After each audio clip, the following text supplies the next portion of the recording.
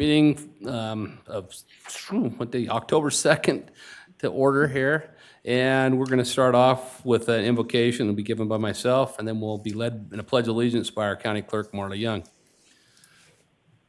Our dear Heavenly Father, we come before this time grateful for the blessings that thou hast bestowed upon us as a county and as a people, and we ask you to continue to bless us with the abundance that thou can see fit to bless us with, and that thou can help us to know those things that we can do to serve the people here in Boxer County as we go through this commission meeting this night, and that we can think of the things that are in the best interest of the citizens and the people that live here and reside in this county and the best way to serve them. And we pray that thou will bless those who are serving us at this time in the military and as our first responders, that they'll be protected and know that we love and appreciate the service that they provide to us, and being able to provide a free country that we can live in. And we pray that thou will bless those who are in sickness and in need of special blessings and help at this time, that thou can be a comfort to them and help them in their time of need.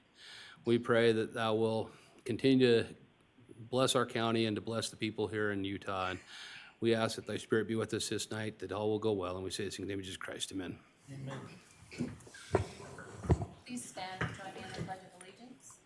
I pledge allegiance to the flag of the United States of America and to the republic for which it stands, one nation, under God, indivisible, with liberty and justice for all. Okay, first item on the agenda here will be to approve the minutes from September 18th meeting. And just want to announce. I wasn't there, so you guys are going to have to do it. Yeah, Commissioner Summers is online tonight on the phone, so he'll be on here joining us electronically. So, I have reviewed the minutes and found them to be accurate, so I move that we accept the minutes. I'll second it. All in favor? Aye. Okay. Any opposed? Motion passes. All right. Administrative review reports, future agenda items. Is there anything else we need to talk about on that? Seeing none. Any former agenda items we need to deal with? Okay, I know there's no emergency management issues we have to deal with at this time. So that takes us to item number 6, the ARPA LATCF review, ARPA funding, and determine what the needs to be obligated by December 31st are. Charlene.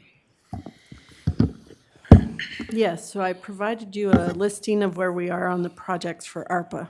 I apologize, I didn't bring anything on LATCF, but That's, this is mainly for ARPA. We had to. it has less of a deadline It implication. doesn't have a deadline, right. So we had at least 3 projects that came in under budget. Well, we're not certain on the fire services, so we probably don't want to deobligate that, but we would want to obligate them somewhere before December 31st to be spent by the end of 2026. And do you have any questions about the outstanding? So the under budget ones that came in was one for your office. It had to do with a survey, a study that didn't get done, and so we have extra funding there. Looks like we've got some extra that came back in from digital imaging from the recorder's office that we need to reallocate or do something where. We'll need to deal with our employee recognition and retention program that we have that was set up for 2023 to 2024 to extend it out and do a correct MOU on it. And then it looks like we've got, I know the Fairgrounds is working on theirs, and we have the fire service study. We're waiting to see if we got a finalized bill on that one. And then it looks like we're working on the rodeo or the fairground issue as well. So. Yes, I tried to do all of the, before the end of September, as we quarterly report, I took care of the salary and the public defender amounts, and so those have been expensed, and so we're down to Okay. just those few items. So, yeah, we just need to make sure we get that ready before any of our December meetings, so we're prepared to take action on those with the Yeah, we'll MOUs. need an official MOU. I don't know if the attorney's office can help us, but as far as the reading of how we obligate those funds, we have to have an official MOU in the meeting that we designate those for the specific purposes that we want to use it for, so. Okay. Yeah, we can help with that if you provide the information for it. Okay, Okay. thank you. Great. Any discussion on the ARPA funding and determining, that's the current issues of what we need to think about for an obligation. Is there any discussion, any of that? Yeah, I was just gonna say, we have 5 entities, well, more than that, where the process, where the spending is in process. Do they have to report back to you by the end of 2024? Well, their money has to be spent by the end of 2026, but we've already dispersed the money to the subrecipients. And so So they our have to- part of it's already been obligated and So they have to spent. have it figured out what they're gonna do by 2024 and spend it by 2026. Okay, and then they'll have to report back to you?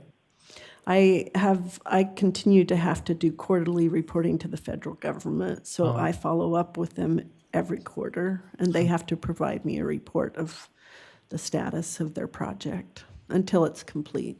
Okay, thank you. So once it's complete, if they came Then back. I and don't require it Then you don't have to anymore. do any report, you could say they have expended it, okay. I mark it as complete when they're done. Good to know. Okay. Any other questions on that? Okay. You know what, we're gonna skip order here real quick, because you got a second one. We'll come back to the attorney's office, so I think we'll go to item number 8, since we've already got you up here, Charlene. So we're gonna go to item number 8, which is resolution 24, let's see, no, it's actually just a proposed. notification. Proposed, yeah, a notification of a proposed tax increase for Box Elder County and the Box Elder County Library for tax year 2025. Correct, and I think I had to make a slide so we could make it available for the Is public. there a slide on there? There we go. So per guidelines from the tax commission, at least 2 weeks before an election, we have to make the public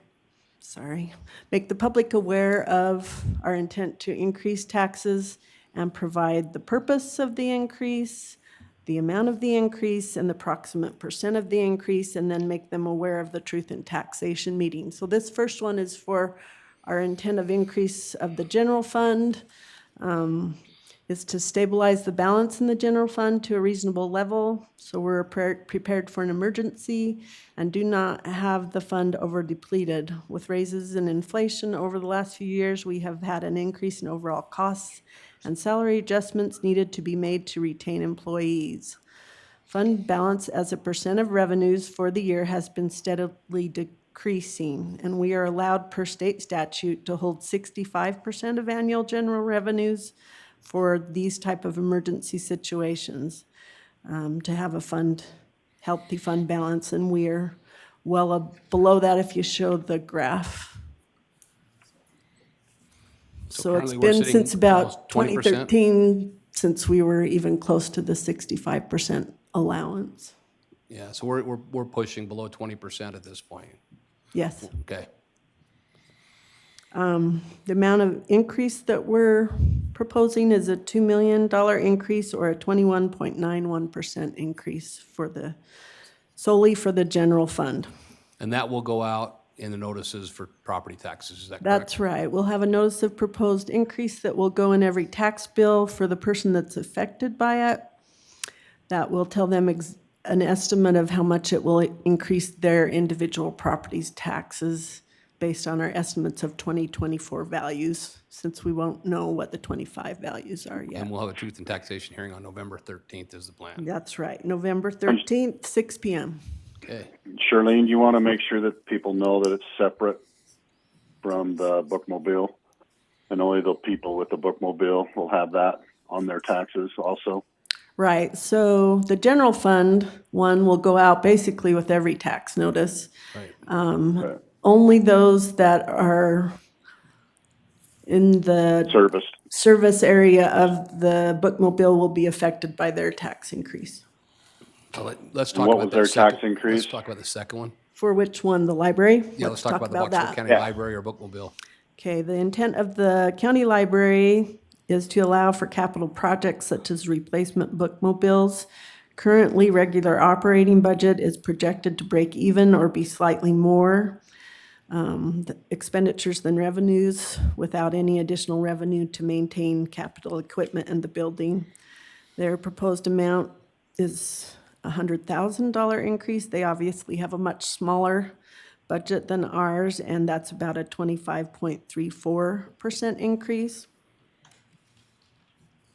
Okay. And they talked. And then I was just going to say, the last time that anybody's gone through any tax Yeah, I was increase, gonna, Charlene? the years over will be on the document that goes out to the public. And I thought I had it here, but I don't. I think it was 2008 2008 was for the the last. general fund, but the bookmobile was more like 1999 or something. It's Yeah, been that's what I a was good just gonna long say, time. 99. I might be Right. incorrect on that, but it will notify you It's on your close. tax bills exactly when the last increase was, but several decades for them. And we've had a discussion with the bookmobile. They're struggling to keep the vehicles that they have right now up and running, and that's one of their concerns. And so I know that's why they've got it out there as well, so. Okay, so we'll plan for that, truth and taxation on the 6th. We appreciate you bringing this. So- 13th of 13th. November, Or 13th of November, yeah, and everyone will be notified in their tax and their tax notice as notices. well. Okay, thank you. All right, let's go back to item number 7 with the Attorney's Office, Resolution 2413. This resolution authorizes us to appoint Thomas W. Peters to represent us to file a cross appeal in response to an appeal that was filed by Ruby Pipeline with the Utah State Tax Commission. And this is related to some centrally assessed property. And he has assisted us in the past and has done a great job. And he's also assisting some other counties and government agencies that are involved. So he should be able to help us hopefully get a good outcome on that. And just for reference, I mean, the original Ruby Pipeline fund that they came in and argued and wanted to decrease by was dramatic, the amount that they're asking for. And even when we look at it, it's not even reasonable to think that you could go that low. So I think having Mr. Peters work for us will be definitely to our advantage, because the company is trying to get it for pennies on the dollar when it needs to be paid for at the proper amount. So anyway, so we appreciate that. So we take a motion to And this, accept. and this is old taxes. This stuff's been going on for the last, ever since they put the stuff in. So it's gone on for quite a while. They've been bought out since then, and Well, it's the On buyout and company on. that we're actually going after at this point, I think is. right. So, yeah, we just need to take a motion on Resolution 2413 to authorize Attorney Thomas W. Peters to file a Make a cross appeal. motion. I'll make that motion. Okay, we have a motion from Commissioner I'll Summers. second it. Have a second from Commissioner Bingham to approve Resolution 2413, authorizing Attorney Thomas Peters to file a cross appeal in response to the appeal filed by Ruby Pipeline LLC and the Utah State Tax Commission. All in favor, say aye. Aye. Aye. Aye. Motion passes unanimously. Okay. All right, we'll go on to the items on the commission thing here. We have a discussion of amendments to lease for Crown Castle Cell Tower Annie, you want to tell us a little bit about what that is and kind of what's going on with that? Yeah, we've got a request from Crown Castle Cell Tower to renew a lease on a tower that's out at the county fairgrounds in Tremonton. This lease, the original lease that's still in place, has been existing since the 90s, I believe. It looks like 1999 might have been the original agreement, and it was for 30 years. And so they're coming in 5 years before the deadline to get us to renew. They've requested a few new things in the lease. They've asked for it to not expire it until 2060, which is common on cell phone tower leases. They've asked for a first right of refusal on the lease, a rent increase to $1,800 that would start in 2030, which is when the new contract would have started anyway. And then they offered a 10% increase every 5-year term, every time they renew for that 30 years. And then they've also offered a $15,000 signing bonus to do the renewal now. The original agreement, I believe, was with Verizon or another cell phone company when this began. And they had an agreement with this new company who took over the lease a little while ago, and they'd like to continue it. Okay, any discussion to this matter? Yeah, I'm just a little concerned about committing to a 30-year lease. I don't know that anybody of us can know what's going to happen in 30 years, let alone the next 5 as far as what cell service. Well, legally, Boyd, we can't even go out that far to to another commission. So if anybody in the next commission wanted to come back and redo it, they could come back and redo it. So legally, we can't push out that far. It's just, Legally, that's how things happen. this commission can approve this current lease, but you're right. There's clauses in the current contract that could allow us to A new commission to come in and change it. terminate the contract or to change the terms of the contract. Okay. So that allows a future commission to make changes if they felt like that was necessary. There could be some damages provision related to that to end a lease early, but there is always that opportunity. Okay. So I don't know an awful lot about this. I'm wondering if we need to do a little more research. Can the county attorney's office research that contract and make recommendation to us? Okay, yeah. I just make a motion, we approve the contract. We've been doing it since, like I said, the 90s for the next however many years. So I'd make a motion, we approve that contract. Do we want to approve it, or do we want to have the county attorney's office go back and negotiate with them perhaps to see if we can improve the She al- contract? She already did it, and they've negotiated it again, but whatever you guys want to do. Have we negotiated with them at all on this? So right now, you've got a pending motion, so it Okay. needs to have a second or die before you can go into further discussion on it. That's true. Sorry. So without a second on the motion, we're going to go back to the discussion on this subject. So Yeah. we'll go back to that. So there's been question- some back and forth between the attorney's office and the cell phone tower company. We haven't gotten into negotiations on the actual terms because we wanted to know what direction the commission wanted to go. So if we knew that you wanted to renew with this company, but wanted us to look at maybe different terms on the contract with the length or with the process for renewal or the compensation that we're requesting, we could definitely do that. We just need some direction on what you'd like us to do. So could we make a motion to allow the county attorney's office to go back to negotiate? And if this is the best deal we can get, then we would go ahead with it? Can we do that? I'll make that motion. So we'd make a motion that would go back to the county attorney's office to negotiate, and if it's the best deal we can get, Second. then we go with it. Does that make sense, Commissioner Summers? Yeah, makes really sense, Okay, Commissioner. and you'll second it? I seconded it. Okay, I couldn't hear that one. All right. All in favor? Aye. Any opposed? Okay, motion passes. All right, indigent burial for Christine Gardner. You want to come up, Chrissy, and tell us about that? Okay, Chrissy Bennett, Commissioner Secretary. In the past, we have done indigent burials for homeless citizens that pass away in the county. They've filled out the financial affidavit, and we pay a flat fee to the mortuary, and the remains are cremated, and you guys just have to approve to pay that invoice. And it's $1,500, is that right? It's $1,200. 1,200? And who is it to? That's Gillis. Is it Gillis on this one? Okay. So this person that passed away went to their funeral home? Is that how this all come about? Yes, usually if a homeless person passes away in our county, there is people that are in, rest homes Yeah. that are under state, that are indigent, that are under state care, and she happened to pass away under state care in a, Yeah, we've done this before. Yeah. So I'd entertain a motion to take care of indigent burial for Christine Gardner to Gillies Funeral Home for $1,200. So moved. Second? I have a motion from Commissioner Summers, a second from Commissioner Bingham. All in favor? Aye. Aye. Aye. Okay, motion passes. What? She said 1,200. No, I said 1,200, yeah. I asked her that, but then I changed it to 1,200, yes. No, we got it. Okay, you want to make a motion to go into RDA? Yes, I'll make a motion and we go into the RDA meeting. Second. I have a second, a motion from Commissioner Bingham, second from Commissioner Summers. All in favor? Aye. Aye. Aye. Okay, we're going to go into RDA and switch over.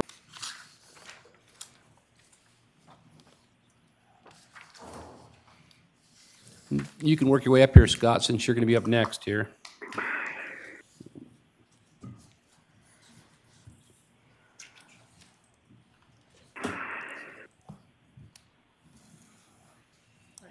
Recording. All right, we're back into our county commission meeting. We're on to item number 10, community development. And we're going to start off here with ordinance 606, section 5-1-380 swimming pools.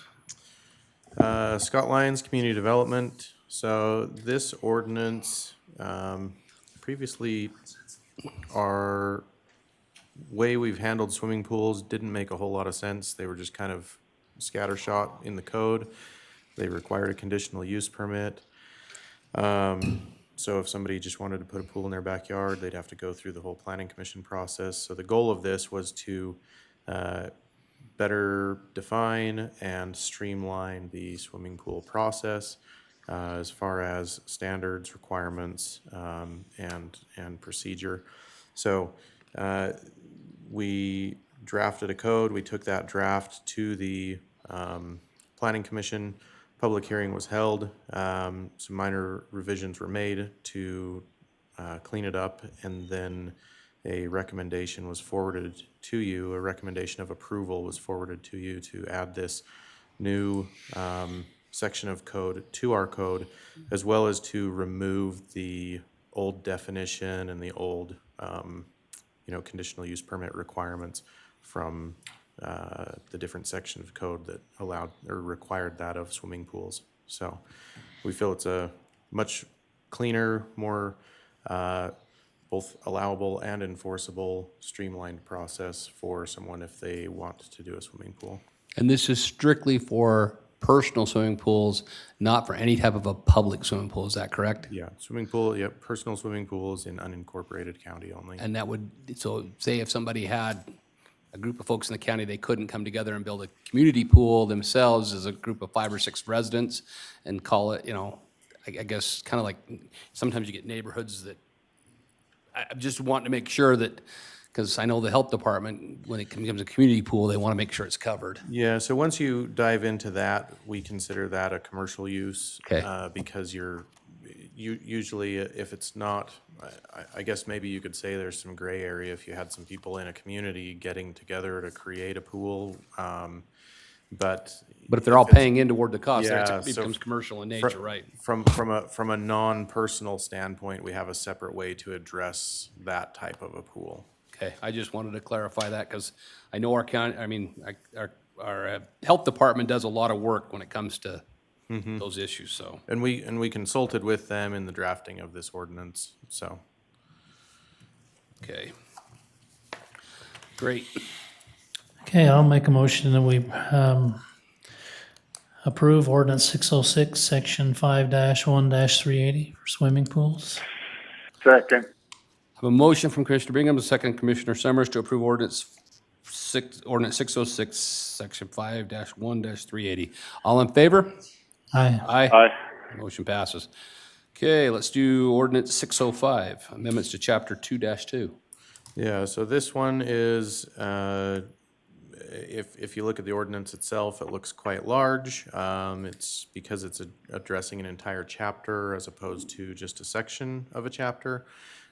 We had some larger things within this chapter that we wanted to address, and we figured while we were going through the chapter, we may as well clean the whole thing up.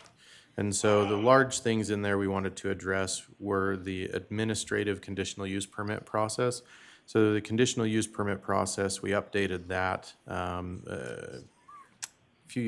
couple years ago, to align it better with what the state legislature was starting to require of counties and municipalities as far as more clear standards of approval as part of those conditional use permits. And at the So time. can you explain that a little bit more? Yeah. So let me, basically, in those conditional use permits, previously, we just kind of had really vague statements that said, it shouldn't do this or that type of thing. And now it explicitly says that as part of the conditional use permit process, the planning commission is who ultimately approves, because it's an administrative action. They're the ones who approve those conditional use permits. So it explicitly states that the planning commission should look at things like, should review and apply conditions associated with noise, odors, dust, lighting.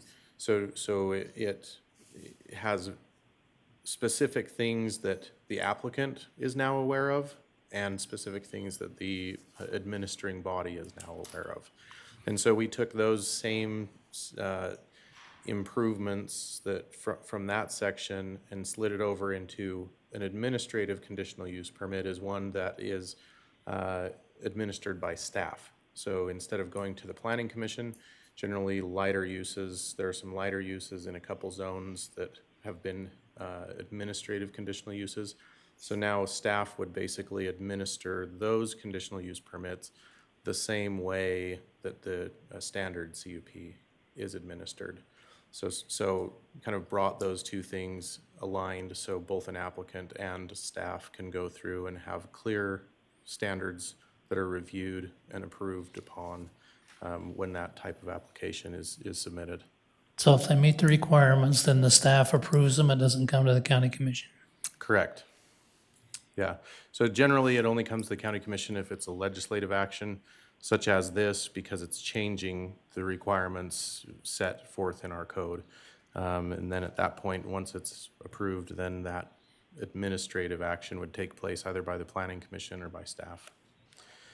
Thank you. So that was one of them. The other one was the site plan review process. So historically, our code in the site plan review process had a section for conceptual site plans, and we never went through the conceptual site plan process. And so we're like, let's streamline it and just take that out and just go straight to the site plan review process.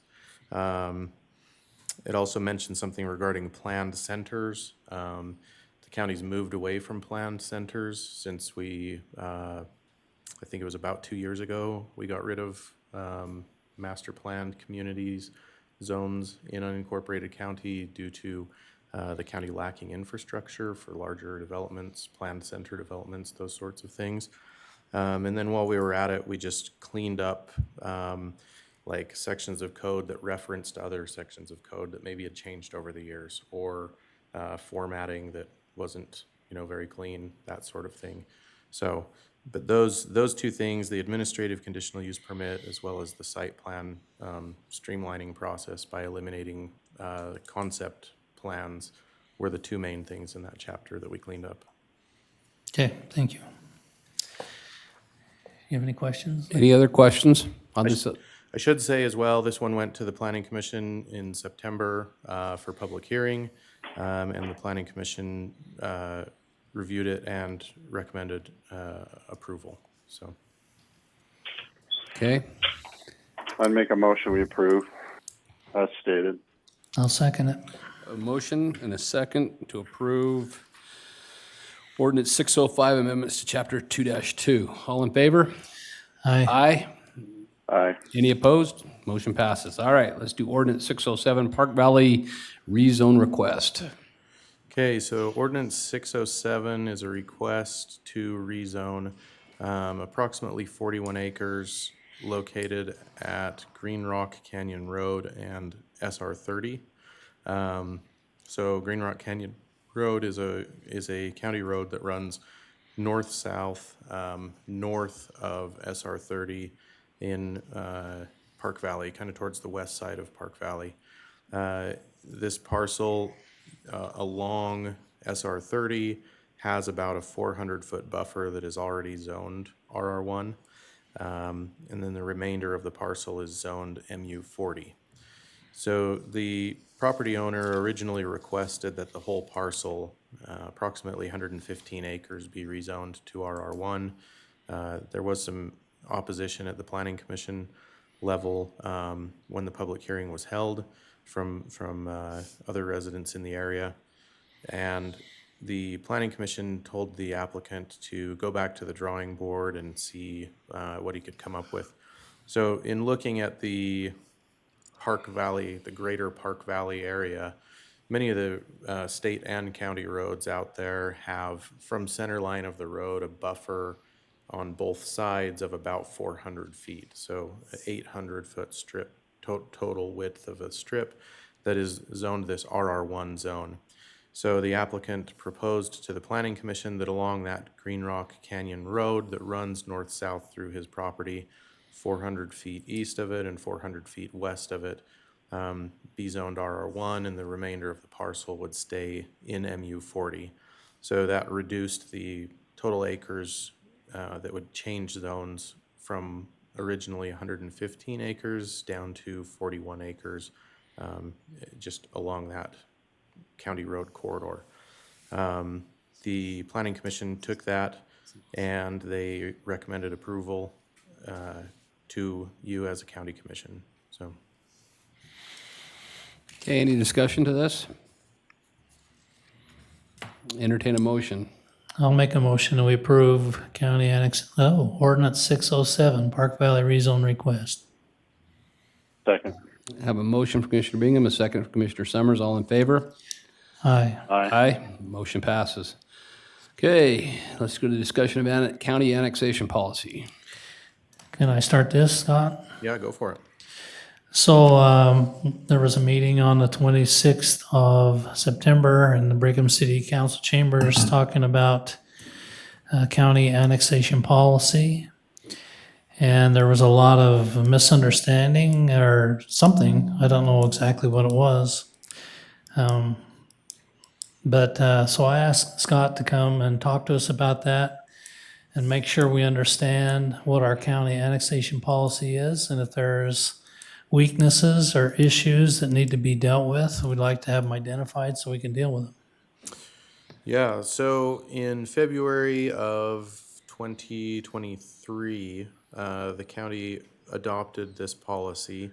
And basically what it says is that the county commission, planning commission, or our community development office cannot take action on a proposed land use application or legislative application in the unincorporated area of the county. If it's in a city's annexation area, or if a city doesn't have an annexation area, if it's within a half mile of that city, until the developer. So generally, let me back up a little bit.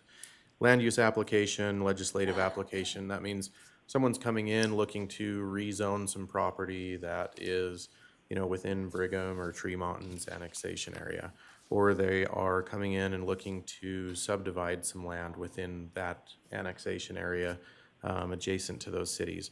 So if they want to come in, do some sort of residential or commercial development or rezone with the intent to do some sort of development, before they can proceed at the county level with that application, they would need to go to the city and talk to them. So they would go to the city, and the way it's written up, and the history on this, actually, there were both residential and commercial developments on the borders of Tremont, and it kind of threw a wrench in the gears of Tremont's future land use and infrastructure planning. So Tremont came to the county and said, hey, can we collaborate somehow? Is there a way that we can have these people come talk to the city before the county just takes action and approves something that's like right there? So we started drafting this policy, and ultimately what we decided was the best action was to, in order to force or give the city the opportunity to have a discussion with that developer or landowner prior to just proceeding with approval at the county level, was this policy that said, you've got to go to the city, petition annexation, have that discussion at that level. In no way does it force the city to annex the property or the project, but it allows them the opportunity to annex it, to discuss and annex the property and what the project would look like within city limits, with city infrastructure, et cetera. Now, if the city doesn't want to annex it, if they don't see it as beneficial to the city, they can deny that annexation petition, and then the developer can come back to the county and seek to do that development under county regulations. If the city does want to annex that land and project into the city, then they have the opportunity to do so at that time. What about the property owner? What if the property owner doesn't want to be annexed into the city? So, It doesn't have to be annexed.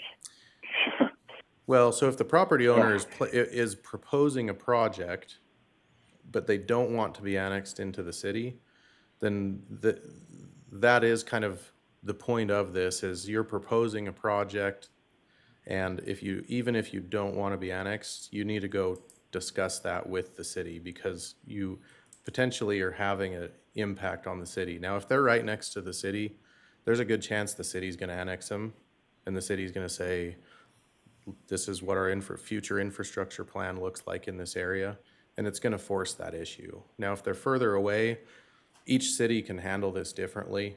My understanding is Brigham City is annexing properties that are quite a ways away. The flip side of that is you have properties like a recent development in Tremonton that's further away from Tremonton, and they reviewed it, and ultimately they decided not to annex it. But in their annexation denial, when they sent that, they also sent to the county their transportation master plan, and they said, hey, it doesn't make sense for us to annex this property or development at this time. But when you're working through the process with this landowner, we have a future road planned in this area at this, north. Can you try and incorporate that into the subdivision design? And we talked with the developer, and the developer's amenable to that. And so he will be developing in the county, but he will be including a east-west road at the north that matches Tremonton's future master plan. So despite Tremonton not wanting to annex it currently, it still allowed for them to give some input into the design, so it doesn't mess up their long-range plans. Okay, And Scott, then the state actually kind of threw another wrench into this, where they can do islands, so they can skip over people that don't want to be annexed and annex other properties on the other side and create islands. Well, that came in a couple of years ago. So it's kind of been a mess for you guys to be able to continue to do everything that we need to do. But like you said, Tremont City and a couple other ones like Willard and South Willard actually came to us and wanted us to do this just so they could take a look at things in the future, just like you said about Tremont, and that helped Tremont in the future, and it would help Willard, Berry, Brigham City, and everybody else when they start annexing property. That island thing, I still have a hard time with annexing islands, and crossing that kind of stuff. But Yeah, they passed a law. There are, that's our understanding of the state code, our interpretations vary of that portion of state code about annexing islands, except I guess to me, the final interpretation of it, ultimately, it's what's the deputy governor? Lieutenant governor? Yeah. It's the lieutenant governor's office that does the final approval of annexations, and there have been two island annexations in Willard City that have been approved by the lieutenant governor's office. So in my mind, if there are various interpretations of this and the lieutenant governor's office is giving them final approval, and they're interpreting it in the way that islands can be annexed. so when you were talking earlier about going from the county to the city, you talked about projects. How would you define a project in that situation? So that varies. I had someone come into my office just the other day that lives in the Harper Ward area that was seeking a building permit. And the misunderstanding at the city level, the city thought that they needed to annex or petition annexation into the city in order to get that. But our policy explicitly exempts building permits if they're not using city utilities. So in this case, this individual had a connection to the Conservancy District for water. They had a feasibility permit from the health department for septic. And so there wouldn't be a city, I think they have a power will serve letter from Rocky Mountain Power. So they wouldn't be using any city utilities, hence they wouldn't be required to petition annexation to Brigham City. Now, if they were using city utilities, so prior to this policy, Garland, for example, had some water connections where they would extend their city water line beyond city limits and charge residents outside of the city a higher rate. And those residents at that point, yes, they do get served water, but they also have no representation. They have no ability to have any vote over what happens with their utility. And so this policy in that scenario, if you want to build adjacent to a city and they're going to provide you a utility, you would then need a petition annexation, and the city at that point could choose to annex you into the city, and you would then have representation with regard to that utility. So if you're going to develop and you are, say, a mile away from the city boundaries, and say you had a 3-lot subdivision, then would the county send them to the city to apply for annexation? How would that work? So currently under the policy, yes. Subdivision, whether it's 1 lot being split into 3 lots or 1, 2, or 3 lots being split into 40 lots, subdivision is considered the division of land. Whether that, small or large, and that would trigger the policy and would trigger the conversation at the city level. And so at that point, it would be the city who would need to do, and we've seen quite a few of those actually. I think Corinne has denied probably 6 different 1-lot subdivision or 2-lot subdivision applications that were probably half mile to a mile away from the city boundary. And they said, look, if it's a 1-lot subdivision that's a mile away, it makes no sense for us to annex that. The one I spoke of in Tremonton earlier, it was like 20-something lots. And so Tremonton, they had multiple discussions at the city council level. And ultimately, they did decide not to annex it. And that is where they sent us their transportation plan that would be affected by that development, and requested that we try to work with the developer. But yeah, there are other ones. One that kind of triggered this, or had Tremonton come to us, was a 20-lot development just south of Tremonton on their south border, and it was prior to this policy being in place. And ultimately, it was just the developer didn't want to pay to have that city infrastructure put in. It was cheaper to divide the lots and have the landowners put in their own septic systems and purchase their own connections from West Corinne Water Company. And ultimately, it was just bad for the city and bad for the purchasers of those lots. What's happened now is a field next to them is being developed, and it did trigger this policy. And now with that developer bringing the infrastructure down, all of the residents on that previous development are now tying into the sewer because they're having septic issues and things like that. So they're now annexing into the city as 20 individuals as opposed to just one developer. So you were talking about lots being subdivided. What if people have a estate issue where a parent leaves a property, and that property is then divided amongst children, and they're trying to get a deed to change the name of the ownership of the deceased parent to a child? Is that considered a subdivision? So if they are going to create additional parcels, yes. Now, if they're going to deed that to the children, so if you've got a 100-acre parcel and you're going to deed that to 2 children in, equal shares, so they have percentage rights to ownership, but that one parcel stays one parcel, that's just a deed transfer and would not trigger the policy. But if they want to split that into multiple parcels, that would be considered a subdivision. So if that subdivision is not being utilized by city utilities, Sorry. would it need to be annexed into the city if that parcel was not being utilizing city utilities? So the split of that original parcel, the estate parcel, into smaller pieces for the children, that is what would trigger the discussion with the city.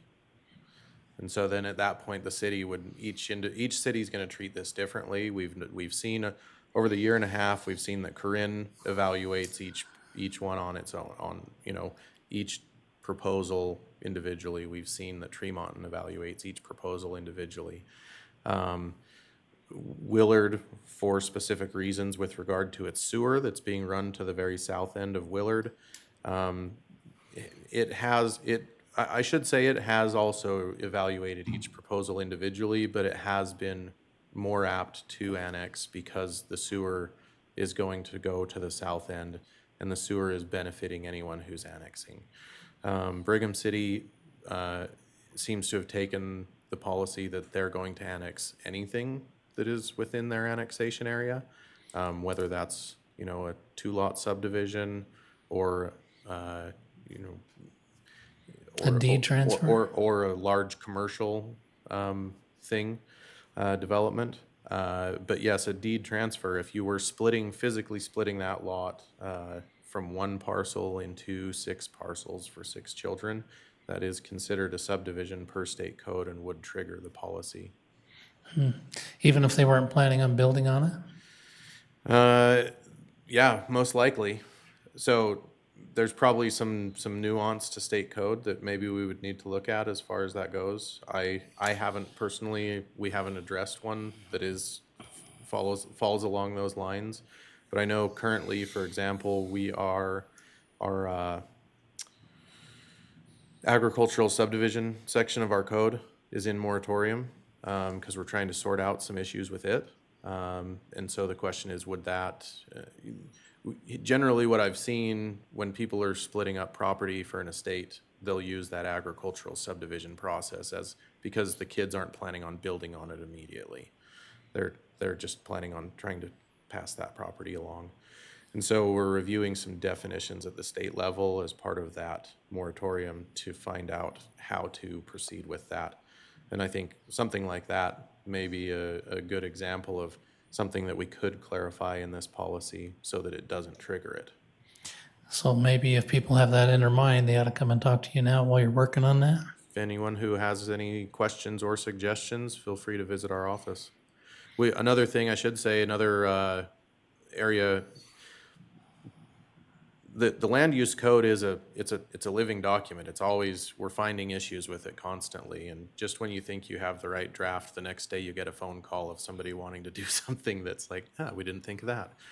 But another thing we found is accessory dwelling units. So like those backyard cottages that they're becoming more popular with the cost of housing going so high, is those require a conditional use permit, which is considered a land use application. And so that would trigger it, but all they do on those accessory dwelling units, they're tying into the utilities of the main dwelling, and it's just a 600 square foot home in the backyard. So to trigger this policy doesn't make any sense. You're not impacting a city as far as development goes or utilities go or anything like that.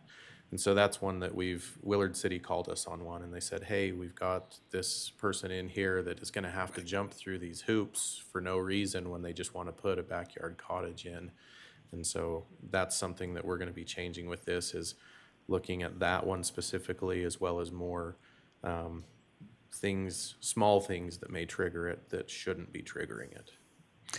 Yeah, I know. I haven't had an awful lot as much training as you, but when I've been involved with it before, they've talked about when you change the use of the land is when that really kind of kicks in. That's why I'm wondering about this deed thing. Mm-hmm. If you're not going to change the use of the land, I don't understand why it should have an automatic trigger that triggers that into an annexation issue. Yeah, and like I said, it can come down to definitions of what a subdivision is from state code. Now, is that through state code? So that's nothing to do with our policy. That's strictly out of that new state code, right? That's creating that problem with the subdivision. Well, it's not even new state code. State code is basic for years has said the division of parcel of land is considered a subdivision. Okay. So. Okay, thanks, Scott. Yeah. Anybody else have any questions? I think you answered most of the questions, Scott. We appreciate you bringing that. We're looking at working on those other changes, and I think if the public's aware of it, they need to reach out to you because of these agriculture changes and then the fixing of some of the issues we're dealing with auxiliary buildings, right? Yep. Okay. Okay, thank you. Okay, thank you. All right. Then we'll go to our next person, Human Resources. Jenica's not here, so Diane, you're going to present on this.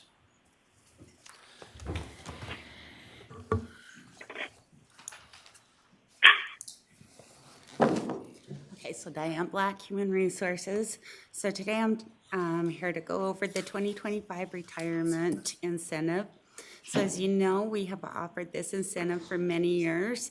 The way the incentive works is determined who is eligible to receive the incentive, and then we determine what the incentive is for each eligible employee. The incentive is determined by taking the difference between the current pay rate and the replacement rate, and then giving the employees a percentage of the savings. The incentive we would like to propose this year would be to allow eligible employees to retire on URS retirement. The dates for that would be January, February, or March, with the deadline of the separation from employment of March 31st, 2025. If all eligible employees take the incentive, it would save the county $375,505.79. We have determined 15 employees are eligible for the retirement incentive for 2025. Okay. Any discussion to the retirement incentive for 2025? So you just let them know that they're qualified for that incentive, or how's So that yeah, work? we send out letters to those who qualify. They actually come in and talk to Jenica and sign a non-disclosure form, and then they find out exactly how much they are eligible for the retirement incentive, and then they make their decision from there. Okay, thank you. Okay. I'd entertain a motion. Basically to accept the retirement incentive for 2025. Here's my paper. I'll make a motion that we approve the retirement incentive for 2025. Second. Have a motion from Commissioner Bingham, a second Commissioner Summers. All in favor of the retirement incentive for 2025, say aye. Aye. Aye. Motion passes. Okay, thank you. All right, this takes us to our public comment. Again, we have the rules up here. Those wishing to make comments have to sign the roll, which we have one that's done that. Speakers are allowed 1 3-minute opportunity to speak regardless of the number of items they wish to address. And then the speakers need to address the county commission only. This is the time to be heard, and there will be no back and forth dialogue with the commissioners. And speakers may file copies of their remarks or supporting information with the county clerk. And we have one, Deanna Hardy.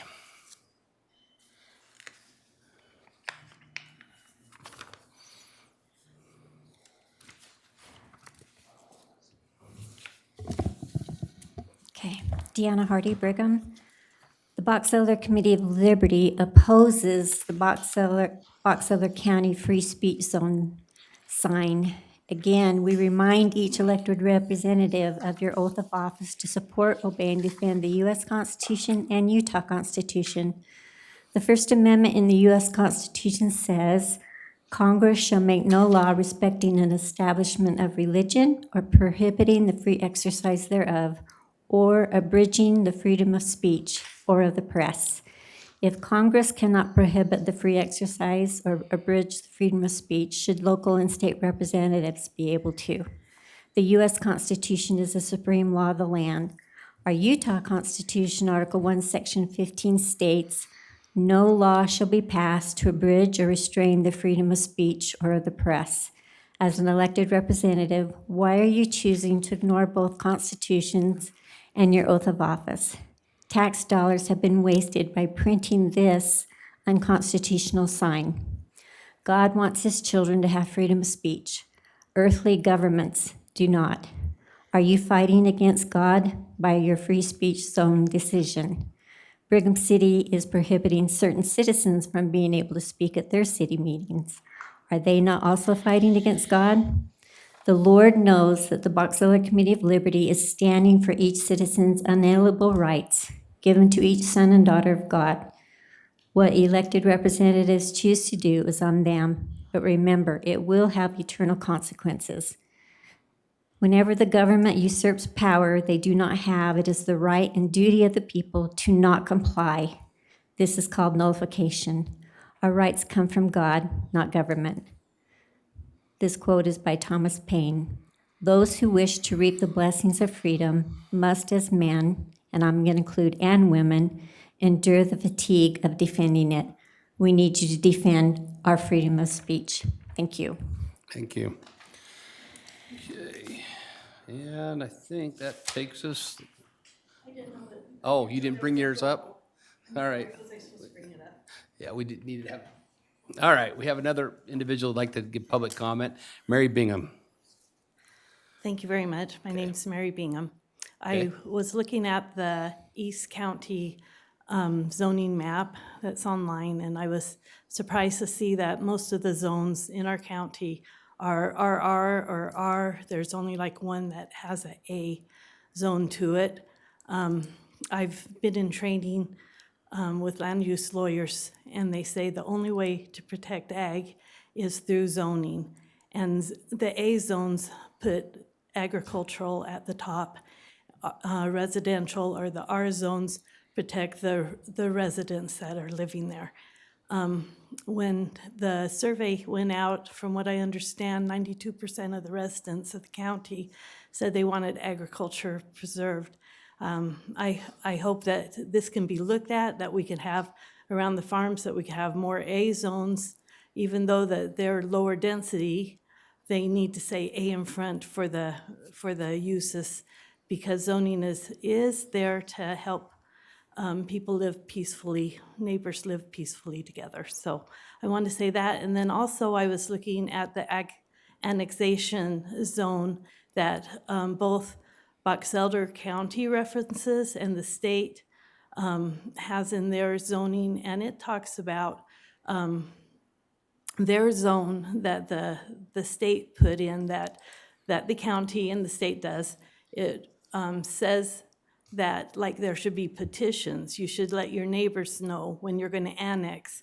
There's things like that that give a lot more transparency to what's going on as far as annexation. So the people of communities know if their neighbors next to them, and anyway. So I just I hope somebody would look at what the state's saying, because what Box Elder says, it has the state zone, and then it has the half mile, and then it has the utilities, and then it says any of these. So they're not having that transparency or discussion with neighbors, letting them know what's going on inside their own neighborhood. So anyway, those are my concerns. Thank you for listening. Thank you. Okay. Let's see, we're taking care of, we don't have any closed session, right, Annie? Okay. I think there's one final motion. I'll make a motion, we adjourn. Do we have a second? I'll make a second. All in favor? Aye. Aye. Motion, we're adjourned. Okay. On the cell tower lease negotiation, Yeah. are we just mostly after shorter contracting? Or Maybe. I mean, I'd say, if they're gonna pull the. Sure, I could stand up. I've been sitting too long. Again, as long as there's a.